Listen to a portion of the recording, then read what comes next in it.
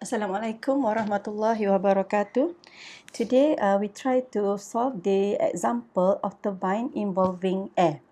Okay, so this question is about turbine.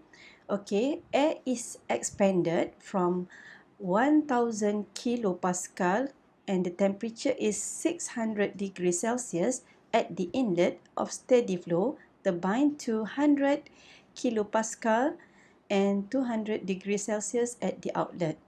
The inlet area and velocity are 0.1 meter square and 30 meter per second, and the outlet is 10 meter per second. Determine mass flow rate and outlet area.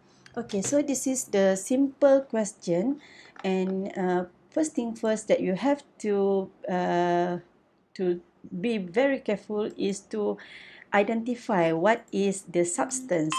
So the substance is air. Then please keep in mind, for air we cannot use property table to find enthalpy or specific volume or internal energy, but you have to find all those parameters from the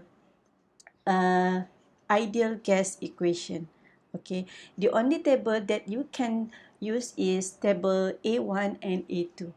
So for these questions, determine the mass flow rate. Okay, so we have the formula of mass flow rate as A area multiply with velocity and divided with specific volume. So we have to know that for this question, m dot is always constant. Okay, so if you can see at the inlet, there is enough information for us to find m dot. Okay, so we have A as a 0.1 and C as a 30 meter per second, but we don't have the value of specific volume. How to find this? So we use the ideal gas equation. P1 V1 is equal to RT1 and V1 is RT1 over P1. R is 0.287. You can refer this value from table A2. Okay. Before I forget, please remember that different air has different R. So for air is 0.287, but nitrogen you can refer to A2. Also another gas. Okay. So T1 is 600. We convert it to Kelvin. So about 873 divided with 1000 kPa. So the unit of the pressure must always in kilopascal, and we get V1 as a 0.2506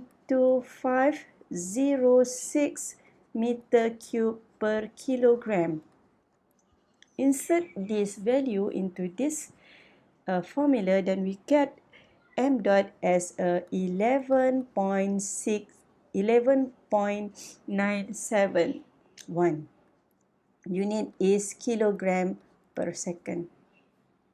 Okay, for second question, outlet area. So the outlet area, we still use this formula. We write it as A1, C1 is divided by V1, A2, C2 over V2. Okay, so to find A2, we have to know specific volume 2. So the same procedure we use to find specific volume 2. Okay, RT2 over P2. So from my calculation, I get V2 as 1.3575 meter cube per kilogram. Then I insert this into this. Then I get A2 as a 1.6251 meter square.